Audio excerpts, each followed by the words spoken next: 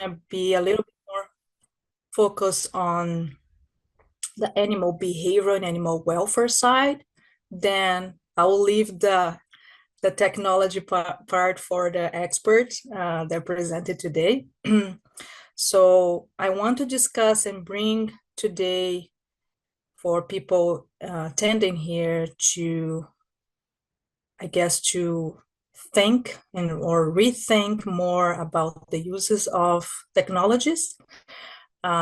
Everything that is novel, everything that it's incorporated, it comes with challenges.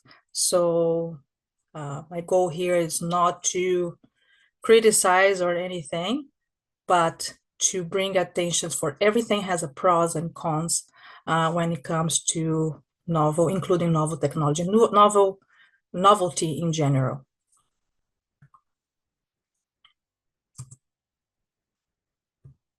My slide, there we go. So like Stacey mentioned, I work at Oates College. Oates is located in Alberta. It's just in between the two main cities, Calgary and Edmonton. Oates College has a long history when it comes to assessing and teaching agriculture and technology. So Oates College is since founded in 1913, and from then to now, it's been working more specifically in assessing technologies. The Oates College today has the Oates College Smart Farm is an operation inside of our campus, include about 3,600 acres with cow-calf herd, feedlot, and sheep flock, operates at commercial scale. So we are trying to replicate the commercial situations, bring that into the college in order to provide opportunity for research, but also provide opportunity for students to be involved in a practical way of how to develop and validate and use the novel technologies that are coming into market. Right now, Oates College has been working with several partners. If you want to know more about the smart farm, it's oatescollege.ca smart farm. And I work in the Oates College, I work for the Technology Access Center for Livestock Production, which is a center into, we used our center to help producers, but also companies, especially medium-sized companies that are developing new technologies. Sometimes the technologies are not completely focused on livestock, but if we see the value of using that technology, bringing that to the beef industry and the sheep industry, we help the company to start and validate their technology. So everything that it's the goal is to improve animal health and welfare, production efficiency, or environmental sustainability, we are interested to work with, and we are funded by INSERC. One of the companies that I want to bring here is a One Cup AI. We've been working with them for 4 years right now. They are based in Alberta, and they developed it in late 2019. They developed this new technology called BETSI, which is the acronym for Bovine Expert Tracking and Surveillance.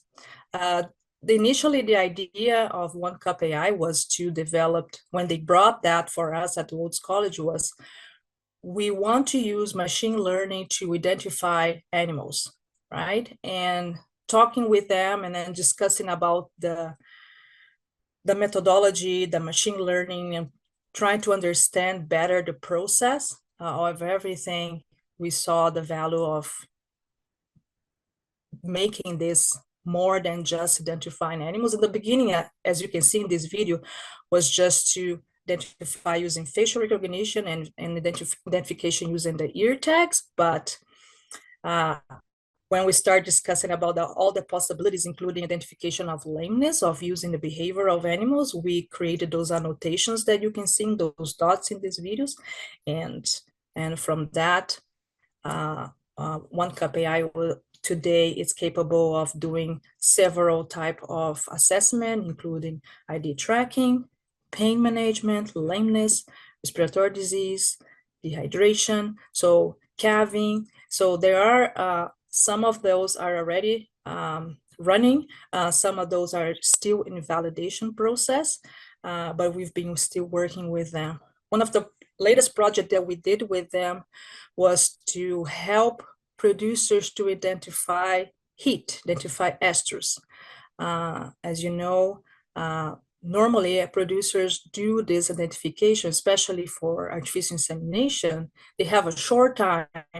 They have it requires a lot of labor, a lot of time. They have to identify the behavior of animals using some particular behaviors, but research have been showing that chin resting behavior, as you can see on the top, where the animal is resting their chin on top of the other animal, it's a sign that an animal is going to show estrus, also the animal is going to be ready for mating in the next few hours.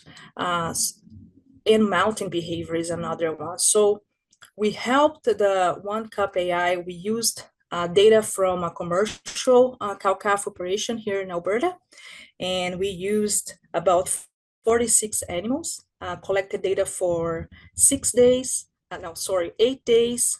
We put 6 cameras around the feedlot pen where those heifers were. Just to highlight, all those heifers were part of artificial insemination, so they were synchronized, the estrus was synchronized, so we knew those animals will come into estrus within 2 to 5 days. So we put the cameras and we used those videos to train and validate Betsy. Betsy was already capturing images from other companies, other farms, in order to train and teach her what is an animal showing estrus behavior. So using this particular data that we collected in this farm, what we did is the same images that were collected for Betsy to identify estrus. I did assessment by observing the behavior. So I want to verify if Betsy was being accurate enough to identify estrus, right? So when we identified that, it was combination of standing behaviors that were indication of standing heat. And at the end, the chin behavior was a little bit challenging for Betsy to identify. The accuracy was about 62%. So when Betsy captured the image, it forms a box, filter box around the animals. And sometimes it was a little bit, let's say, tricky for Betsy to identify if the animal was actually resting the chin on top of the animal or not. But when it comes to mounting and standing heat, so mounting with standing heat, it means the cow mount the other one, as you can see in the image in the bottom, and the other one is stay for a certain time. So if the animal is stay, did not move, that's considered standing heat. And you cannot see here, it's very small, but it shows for the producer on the screen or on the cell phone, a little drawing on top that's showing this animal is showing standing heat. And the accuracy for that using those 46 animals was 91%. So from those 46 animals, One Cup was able to capture 544 images. And those images that were used to do this comparison between my visual observation, just pretending as I am the producer observing the animal behavior, versus what Betsy captured. But then One Cup mentioned to me that after they did this first assessment with us, they did put this model, what they created with Betsy, into other commercial farms, and they were able to reach even greater accuracy, reaching about 92, 93% for standing heat and 66% on chin resting behavior. So that's for an initial project, is a very good results. Then what we're gonna talk as well is about the challenges of precision farming or smart farms, right? When it comes to precision farming, smart farms, you see people, the society, when I see people, the public in general, nowadays has a trend. There's a trend where people identify if the farm is adopting more technologies, it means this farm has more, let's say, capable to pay more for the costs of the technology. And this will intensify more the farming. We would see what they call the factory farms with something bad. Same thing, for example, when it comes to animal welfare side, when it comes to talking to feedlot cattle, it's the same thing. People tend to see feedlot operations with bad views compared with animals housed in pasture. When it comes to chicken, animals that are housed in free range, public tend to see that as with a better view when it comes to animal welfare compared to animals housed indoors. Same thing for all the other livestock animals. But what we have to think is that you can't generalize like that for the entire beef or sheep or chicken industry, because keeping animals in the free range, it's putting these animals more, let's say, prone for predators, for changes on temperature. Keeping animals in pasture also adds some challenges. Yes, it adds value for the animal welfare side, on the behavior side, where the animal can use and explore and adopt all to their normal natural behavior. But in the other way, it can bring other challenges where, when it comes to a feedlot, indoor farming or a factory farming, like people like to call,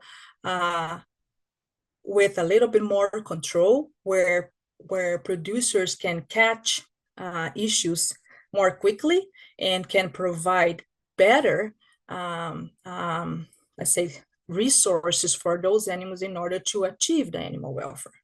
So everything comes to a balance, right? So what I want to bring here is that do not generalize precision farming with big producers and not small producers, because small producers cannot adopt those technologies, because that's not a rule, let's say. So I was very happy to see that Dawkins was here presenting this morning, and that was one of her papers, right? The Smart Farming Improve or Damage Animal Welfare. So there are, although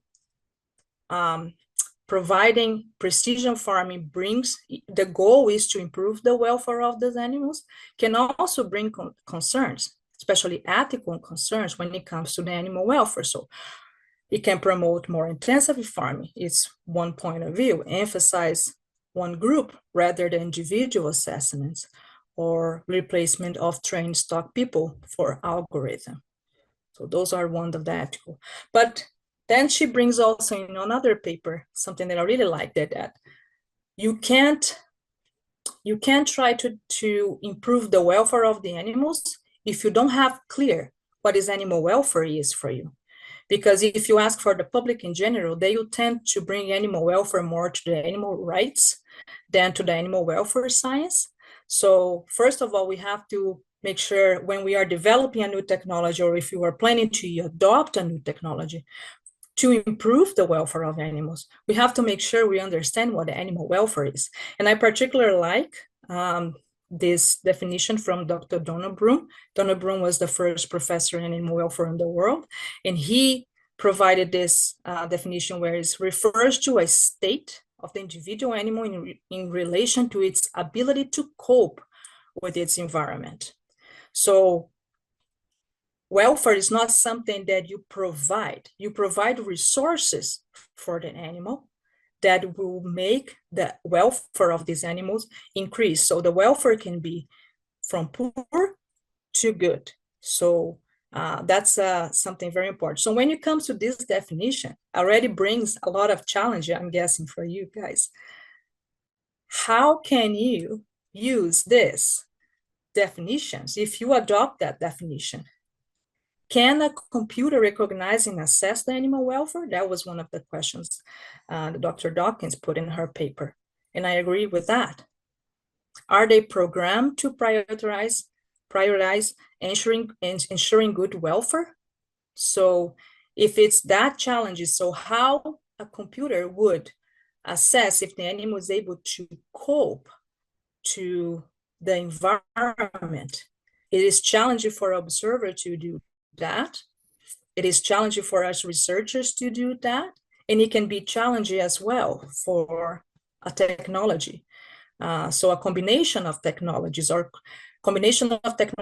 use different, let's say, methodologies, such as biosensors, such as sensors that assess the behavior of the animals, assess the temperature and pH of rumen, are some of the examples. So you have the same way when we do assessments of the welfare visually or in a research, where you can't only observe the behavior and say the welfare of this animal is good. No, you have to combine the behavior, the physiology, and the performance in order to have a better view, perspective of what's happening with this animal, right? I'm not saying that technology cannot work, but I'm saying it can be challenging depending on the goal. So for example, this is a technology that to do, it does a feed bank reading. So normally in feedlot,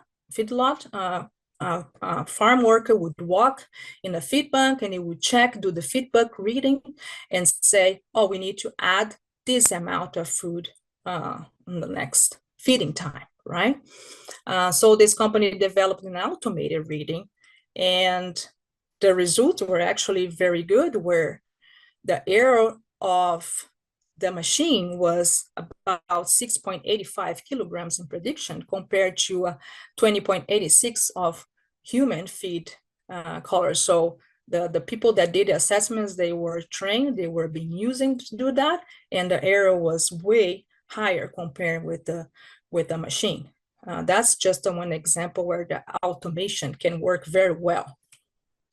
Another one that works very well that we've been using at the Oates College, I believe since the 1990s, is the former GrowSafe, now is Vital. So every time the animal receive an RFID ear tag, and every time he puts its head inside of those bars in that feed bank, the feed bank has an antenna and records which animal it is there. And this feed bank is just sitting on top of a scale. So by difference of how much feed it has and how much feed was left when this animal left the feed bank, it gives a feed intake, an actual feed intake of each animal. So recognize the animals and the amount of feed intake, how many times this animal visit, how long this animal spent. So you can use that to assess not only the intake. People have been using this a lot to assess the feed efficiency of animals, but you can also assess that the behavior of the animals, how these animals are adapting to that situation, because it does add more competition to the animals. So animals have to learn to, let's say, create the dominancy of the hierarchy of the animals on the group to go into the feed bank.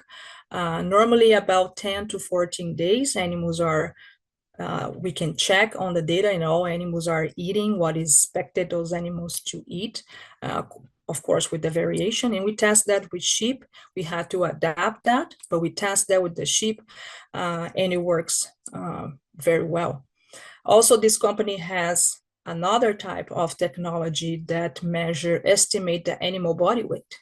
So every time we do a feed efficiency trial, we put those animals into the pen with those feed banks, automated feed banks. And then in the past, we had to bring these animals every 14 days to do a body weight assessment, bring them to the handling facility, assess their body weight in order to do the calculation for the feed efficiency. But then this company developed an automated watering system where it has a scale on the floor, so the animal put the 2 front feet on a scale, and as the animal is drinking, it identify which animal it is. Again, it doesn't record the amount of drinking, it records the weight of half body of these animals and use an algorithm estimates the total body weight of these animals.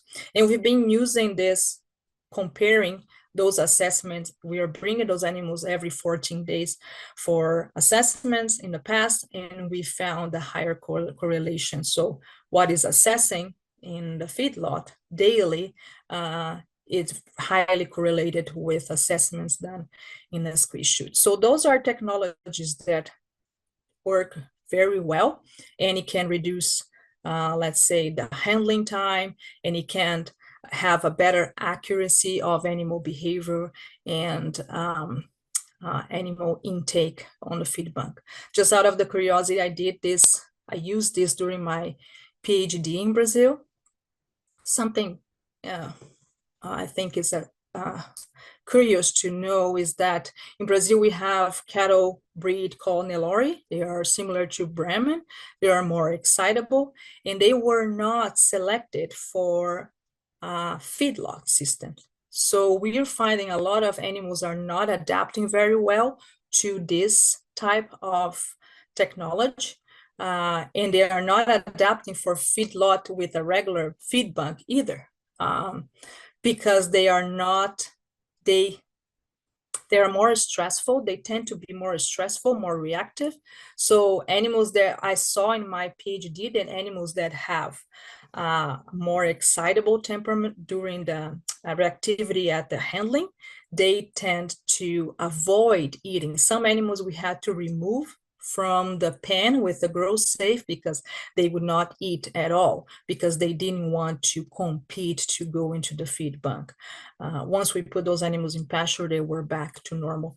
So when you come to this scenario, if a producer, most breeders use this feed bank, it's also important to note, yes, this technology works very well, it's been validated for years, but it still requires a human to go into the computer and check the data daily to make sure all the animals are eating and that the behavior of all the animals are as it should be. Otherwise, the welfare of some of the animals will be compromised. So several other technologies that also works very well. Cow Manager is one of them we've been using. So it's animal received a tag with a sensor on the ear, and based on the when animal is eating, the chewing movement of the animals, the ear moves, and using an accelerometer, it measure how much animal is eating, how long this animal is, the time that animal is spending eating, and the rumination. It also has other features to assess estrus as well, based on activity of the animals. Other technology similar to Cow Manager that it's being adopted a lot here in Canada is the Allflex. It's very similar to the Cow Manager. Technologies such as bolus, like I mentioned before, where it can measure, it's called a biosensor, where it measures the temperature, the type of pH on the rumen. It can actually provide a better insight of the health of the animal, comparing to just assessing the intake, for example. Infrared technologies also have been very, very validated to assess using the heat of the animals to assess stress, inflammation. You can assess on the animal's eyes. You can assess post-castration. You can assess the inflammation, infection on the site area. They're all sort of used that are very accurate and validated. And there's also a technology that we are planning to use that is bringing a lot of tensions from producers here in Canada, is the virtual fence collars. So you can see here on the top, this is one of them, that's called known fence. So this is bringing a lot of interest here in Canada because especially in British Columbia, where producers keep animals on open spaces, commingling with other animals, there's a problem with predators. There's a lot of interest of can we use that to create a boundary and avoid those animals going to areas where we know there are predators. That's one of the things. Other thing that I'm actually interested to assess with our group is that can we actually use the virtual fence collar to move an animal in a rotational grazing? Again, that can be something positive when it comes to labor and time for a producer. A producer would save labor and time of doing that, but it can bring another problem that we're going to discuss with you in a second. So when we come to technologies, and every time I give I speak to beef producers here in Canada, one of the main things that I hear from producers are, I'm trying to use new technologies, or I'm trying to adopt new methodologies, strategies to avoid handling the animals too much. Because if I know, that's what they say, as I know, animals that are more handled, they tend to be more stressed. That can be true if the handling is bad. Actually, the results in research, my research in the past and the research previous published in the literature is actually the opposite. The more you handle these animals, if the handling is good, these animals actually show a better behavior. What animals don't like is novelty. That's one thing that they don't like. One example, we test in the past, I test during my postdoc, Agriculture and Agri-Food of Canada, a new prod where it doesn't use electrical prod, that it doesn't use a shock, but it uses a vibration system. And for our surprise, the vibration system, animals tend to avoid going into the squeeze chute where they would receive the vibration. And our hypotheses were very similar to the conventional prod, which is use shock. The behavior were very similar overall. So our hypothesis that the novelty of feeling the vibration on their body was not pleasure. So that's just a hypothesis. So every time you use a new technology, if the technology uses, for example, robots or drones to move those animals, nowadays is also a trend to do that. So let's develop new robots and use drones to avoid birds coming into predator areas, use robots to move a sheep of herd like a dog would do, but instead of dog, because some people would say our dogs would bite, so instead of biting, that we're going to have put a robot.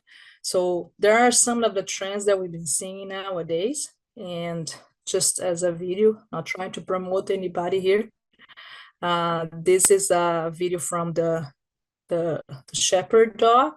And when you get papers assessing that technology, it's kind of interesting that actually it works very well, but when you compare drones against the robot, animals tend to respond better to drones comparing to this robot.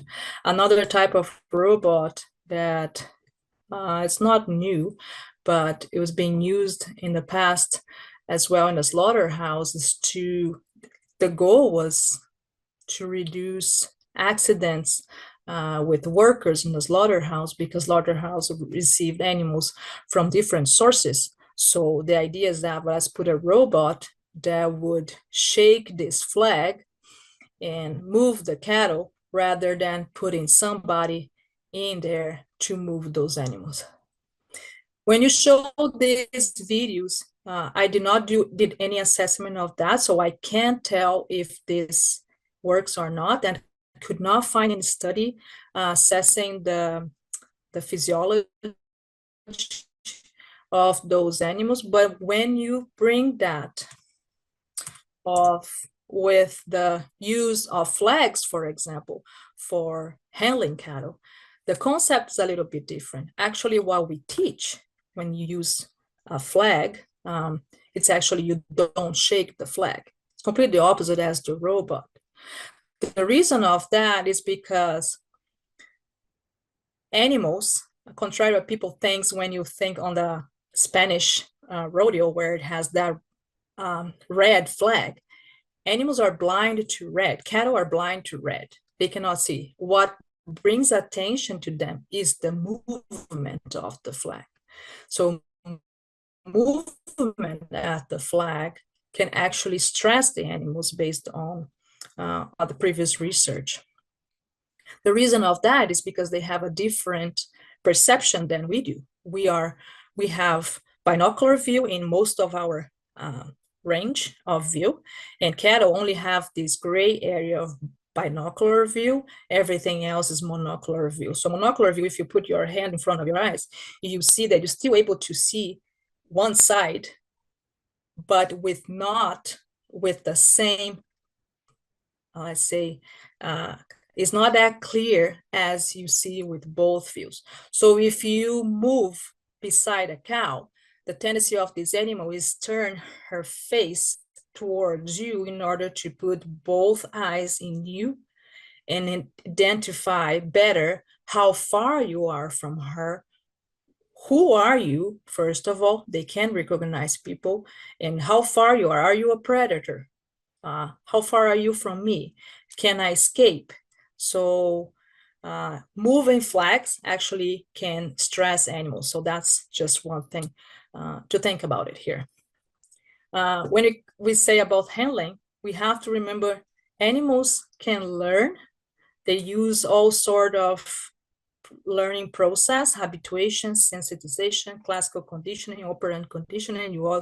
I'm guessing you're all familiar with those terminologies, because animals can learn. So if animals can learn, and we test that, in the past, we use different strategies in commercial cow-calf operation by teaching animals the presence of the producer is actually something good for you and not something aversive. Every time handlers and producers are in interaction with animals, tend to be something aversive, because it's always to do vaccinations, procedures that are aversive to the animals, right? So if you try to switch the way animals are thinking every time they interact with us by providing, okay, I'm coming here, I'm the one providing feed supplement, I'm calling you, so I'm getting you familiarized with my voice. And if I do successive handlings of animals in the chute without any aversive procedures, just let them run through. And once they run through to the chute, offer a little bit of feed supplement, animals can actually reduce their stress level. We found significant reduction in cortisol, reduction on excitability at handling, and we were able to enhance the pregnancy by 10%. So just by improving the handling, by using the learning system. The question I want to bring here, and I could not find anything in the literature yet, is that if we are only handling the animals in a cow-calf operation, okay, by a person walking in the pasture, and then you bring those animals into the feedlot, animals get into the feedlot, animals are being handled by a horse. Studies show that those animals show a lot of excitability, not only because of novelty of environment, but novelty of people, but because animals perceive the same person on horse and on foot differently, as two different people.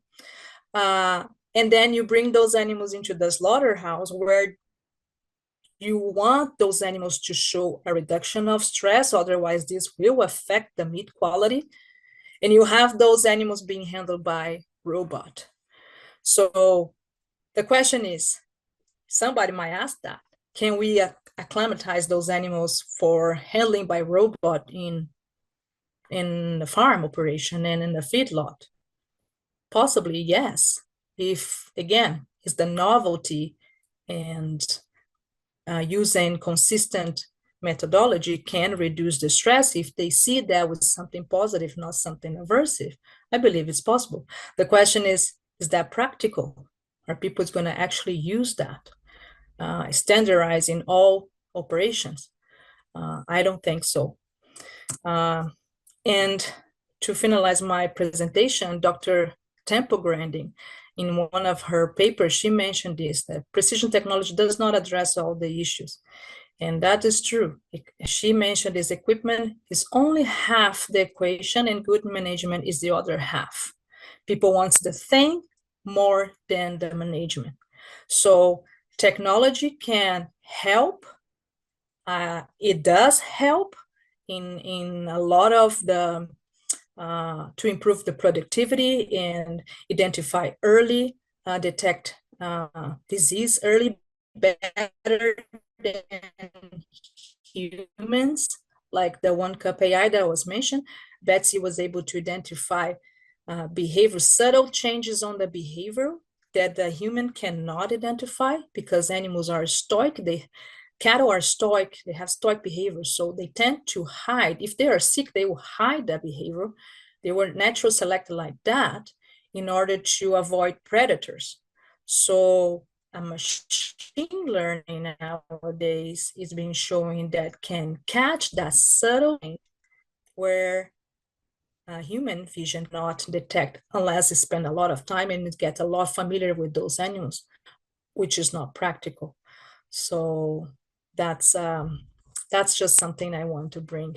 So thank you so much. And just everybody know, July 30, 31, we're gonna have our event at Smart where we demonstrate at Oats College all the technology that we've been using. Thank you.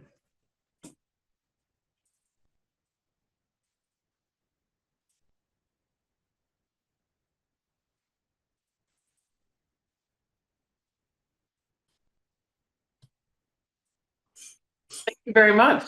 That was really interesting. I'd open the floor to questions at this point. If you have questions for Dr. Gellatly, please put them in the chat. I can start us off with a question.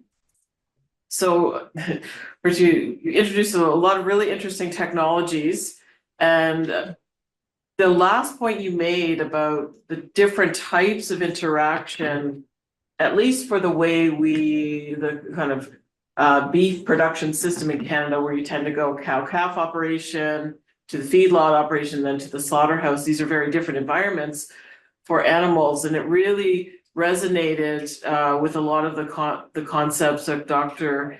Boyven this morning talked about related to human-animal interaction and how important that is in terms of animal welfare. But can you speak a little bit more about those very different environments and how they impact animal welfare through the beef production system? It actually can impact, it varies a lot. It all depends, for example, how the production is. Nowadays, it's better than, let's say, the past 10 years. Things have been changing, not only here in North America, but also in Brazil, where I'm familiar with. So you can improve that. So one of the improvements are cow-calf producers, sorry, they can let's say, precondition those animals prior to transportation and send those animals into the feedlot. And nowadays there are even people, the acclimation that I mentioned with cow-calf operation, there are producers using that in feedlot where animals are bringing to the feedlot, they are handled once, and then a pen checker walk around the animals, get the animals familiar, settle down before management procedures that they have to do. These tend to improve the welfare of those animals. So again, like Temple Grandin said, there's not one single It's a combination. So when it comes to animal welfare nowadays at Oats College, we've been working in a way where can we improve how the animals perceive the human since day one this animal was born? So now we are testing, since 2021, we are testing a massage in calves, similar to newborn babies when they are putting skin to skin contact with the mother. We are doing a massage by mimicking what the cow does in the form of licking in order to improve the association of that calf with the human. There's a sensitive period of the brain development that you can do that in an optimal way. And that's where we're trying. And then so since day one, you're improving the handling. But then I have producers, oh, I'm doing the massage, but it's not working. Those animals are not improving because there are farms that have been doing that for 8 years in Brazil. They are finding that calves that receive the massage, once they turn into heifers and they are able to recognize, they're showing signs they recognize the cowboys that did the massage, and they're accepting those cowboys to do all the handling in their offspring without being aggressive towards them. So, but again, you can't do just a massage or use a new strategy, any other strategy, and then do everything bad after. So it's a combination of practices that you improve the welfare. And it's a combination of assessments that you determine if the welfare of this animal is being good or not. Thank you. Do you have any questions? Are there any other questions from the audience? Shall I?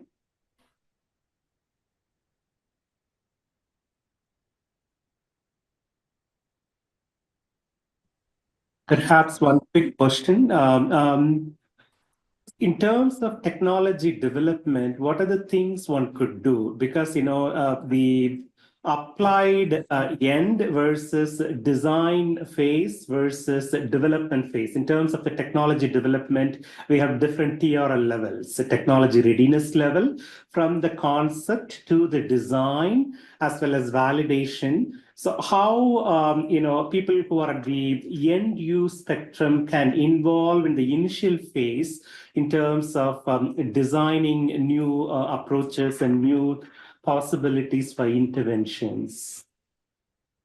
At the Oats College, we don't design or create new technologies, but we provide guidance, advisory, what the industry needs, and how. So understanding the type of technology that company is developing, the main idea, even though there's no prototype, just a main idea. We can help it guide them to bring that, yes, this technology can actually work for beef industry or better for the dairy industry or for the sheep industry. And that's what they actually need right now. So that's what we've been helping. And once they have the prototype, we can help to test that technology and then validate. For example, for the virtual fence right now, we want to know from one of the companies that develop these technologies, we want to know if it's possible to contain a group of cow-calf. Can we put a virtual fencing in a calf? That's one of the questions from the company. I don't know how this is going to affect the calf behavior and welfare of those animals. Also, I'm interested to know, considering the temperament of the animals, how more prone to be stressful or less prone to be stressful or more anxiety. Would that lead to more anxiety? Would that affect the behavior of the animal, of how they explore the area? Some studies in adult animals, in cows, did not show any indication of affecting the behavior of animals. And then the suggestion at the end of those papers are that it did not affect the welfare. But again, we have to observe the animals in total in order to identify. So I want to understand how this animal explored the area. Did that change? Did this animal start to avoiding to graze in areas because he's anxious of getting that shock?